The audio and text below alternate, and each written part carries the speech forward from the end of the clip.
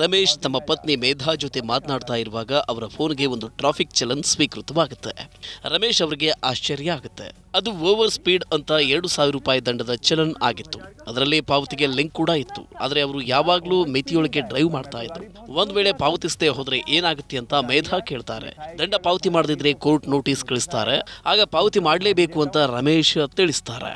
ಚಲನ್ನ ಮೆಸೇಜನ್ನು ನೋಡಿ ಹಾಗೆ ಕೋರ್ಟ್ಗೆ ಹೋಗಿ ಕೇಸನ್ನು ಹಾಕಿಬಿಡಬಹುದು ಎಂಬ ಭೀತಿಯಿಂದ ಯಾರೇ ಆಗಲಿ ಗಾಬರಿ ಆಗಿಬಿಡ್ತಾರೆ. ಆದರೆ ಅಂತಹ ಸಂದೇಶಗಳ ಬಗ್ಗೆ ಎಚ್ಚರಿಕೆಯಿಂದ ಇರಿ. ಇಂತಹ ಸಂದೇಶಗಳನ್ನು ಕೇವಲ ಸರ್ಕಾರಿ ಸಂಸ್ಥೆಗಳು ಮಾತ್ರ ಕಳಿಸಲ್ಲ, ಸೈಬರ್ ಅಪರಾಧಿಗಳು ಕೂಡ ಈ ರೀತಿಯ ಮೆಸೇಜ್ಗಳನ್ನು ಕಳಿಸ್ತಾ ಇರ್ತಾರೆ. ಕೆಲವೊಂದು ಸಲ ಟ್ರಾಫಿಕ್ ಪೊಲೀಸರ ಹೆಸರಿನಲ್ಲೂ ಕೂಡ, ಇನ್ನೂ ಕೆಲವೊಂದು ಸಲ ಆದಾಯ ತೆರಿಗೆ ಇಲಾಖೆಯ ಹೆಸರಿನಲ್ಲಿ, ಹಾಗೆಯೇ ಟ್ರಾಯ್ ಇದರ ಹೆಸರಿನಲ್ಲೂ ಕೂಡ ಮೆಸೇಜ್ಗಳನ್ನು ಕಳಿಸ್ತಾ ಇರ್ತಾರೆ. ಇದನ್ನೆಲ್ಲ ನೋಡಿ ಭಯಭೀತರಾಗಿ ತಕ್ಷಣವೇ ಹಣವನ್ನು ಹಾಕಿಬಿಡಲಿ ಎಂಬ ಉದ್ದೇಶದಿಂದ ಈ ರೀತಿ ಮಾಡ್ತಾ ಇರ್ತಾರೆ.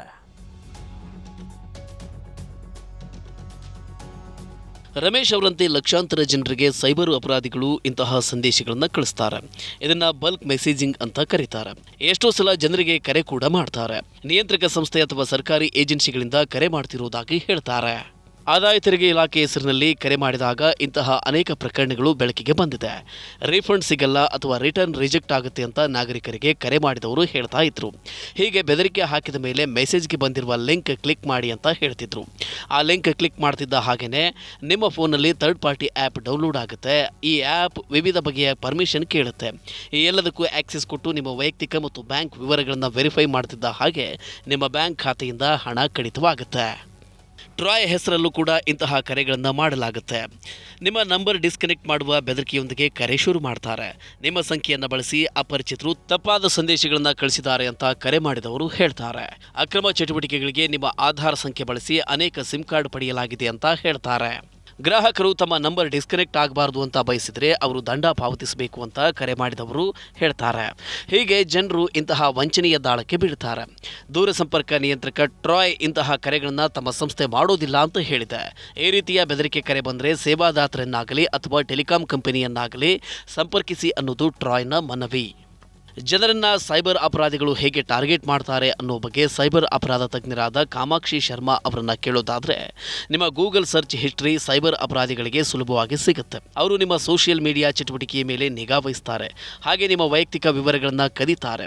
ಈ ಮಾಹಿತಿ ಸೆಕ್ಯೂರ್ ಆಗಿಲ್ಲ, ಮೂರನೇ ವ್ಯಕ್ತಿಗಳೊಂದಿಗೆ ಹಂಚಲ್ಪಡುತ್ತೆ ಅನ್ನೋ ಸಂದೇಶ ನೋಡೇ ಇರ್ತೀರಾ.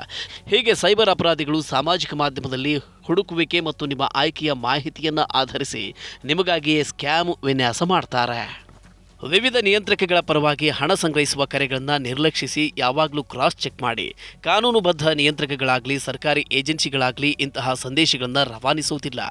ನಿಮಗೆ ಚಲನ್ ಸಂದೇಶ ಬಂದರೆ ಅದರ ಅಥೆಂಟಿಸಿಟಿ ಅಂದರೆ ಅದು ಎಷ್ಟರ ಮಟ್ಟಿಗೆ ನಿಜ ಅನ್ನೋದನ್ನು ಪರಿಶೀಲಿಸಿ.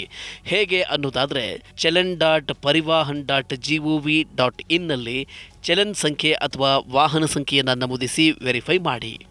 ಆದಾಯ ತೆರಿಗೆ ರಿಟರ್ನ್ ಐಟಿಆರ್ನಲ್ಲಿ ಯಾವುದೇ ಲೋಪದೋಷಗಳಿದೆ ಅಂತ ನಿಮಗೇನಾದರೂ ಅನಿಸಿದರೆ ಸಂದೇಶ ಬಂದರೆ ಈ ಸಮಸ್ಯೆ ಪರಿಹರಿಸುವುದಕ್ಕೆ ಹಣ ಕೇಳಿದರೆ ಯಾವುದೇ ಹಣ ಪಾವತಿ ಮಾಡುವುದಕ್ಕೆ ಮೊದಲು ಇನ್ಕಮ್ ಟ್ಯಾಕ್ಸ್ ವೆಬ್ಸೈಟನ್ನು ನೋಡಿ.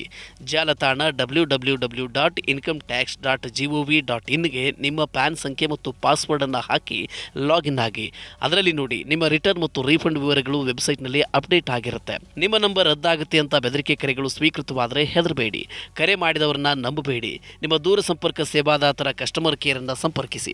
ಅಗತ್ಯ ಮಾಹಿತಿ ಕಲೆ ಹಾಕಿ. ಸೈಬರ್ ಅಪರಾಧಿಗಳು ತುಂಬಾ ಆಕ್ಟಿವ್ ಆಗಿದ್ದಾರೆ. ನೀವು ಜಾಗೃತರಾಗಿರಬೇಕು. ಆಗ ಮಾತ್ರ ನೀವು ಕಷ್ಟಪಟ್ಟು ಗಳಿಸಿದ ಹಣ ವಂಚಕರ ಪಾಲಾಗದೆ ಇರೋದ್ರಿಂದ ನೀವು ರಕ್ಷಣೆ ಮಾಡ್ಕೋಬಹುದು. ಓಕೆ, ಈ ರೀತಿಯ ಇನ್ನಷ್ಟು ಮಾಹಿತಿ ಮತ್ತು ಪರ್ಸನಲ್ ಫಿನಾನ್ಸ್ ವಿಚಾರಗಳಿಗೆ ಡೌನ್ಲೋಡ್ ಮಾಡಿ ಮನಿ9 ಕನ್ನಡ ಆ್ಯಪ್ ಹಾಗೂ ಯೂಟ್ಯೂಬ್ನಲ್ಲಿಯೂ ಸಬ್ಸ್ಕ್ರೈಬ್ ಆಗಿ, ಲೈಕ್ ಮಾಡಿ, ಶೇರ್ ಮಾಡಿ. Thank you.